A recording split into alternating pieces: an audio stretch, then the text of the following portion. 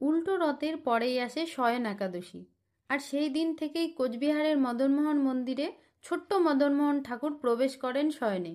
প্রায় 4 মাসের এই বিশ্রামকাল শেষে উত্থান একাদশী তিথিতে তাকে ঘুম থেকে জাগানো হয়। আর সেই সঙ্গে শুরু হয় আনন্দ ও ভক্তির উৎসব। রবিবার ছিল সেই পবিত্র উত্থান একাদশী। সকাল ঠিক 7:30 নাগাদ কোচবিহারের ঐতিহ্যবাহী মদনমোহন মন্দিরে সম্পন্ন হয় এই বিশেষ রীতি।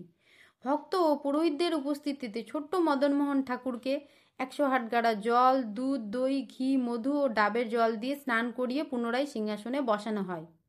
শাস্ত্রমতে এই দিনের মধ্য দিয়েই শুরু হয় দেবদেবীর জাগরণ পর্ব, যা শুভ কাজ ও পূজা অনুষ্ঠানের সূচনার অন্যতম দিন হিসাবে মানা হয়। আজকের এই শুভ দিনে কি কি নিয়ম মানা হয় শুনে নেওয়া যাক মদনমোহন মন্দিরের পুরোহিতের মুখে। কোচবিহার থেকে প্রিয়া সাহার রিপোর্ট, ইটাহার টিভি নিউজ।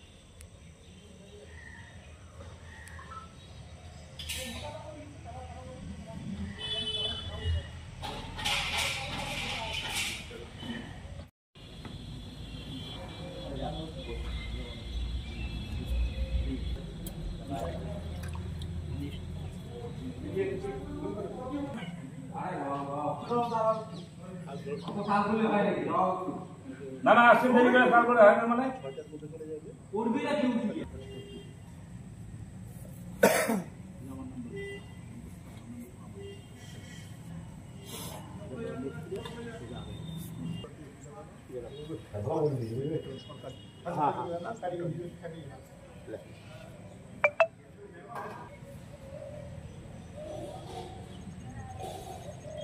ডাবের জল ডাবগুলো কোথায় ওটা কে আনবে আরে আন হয়েছে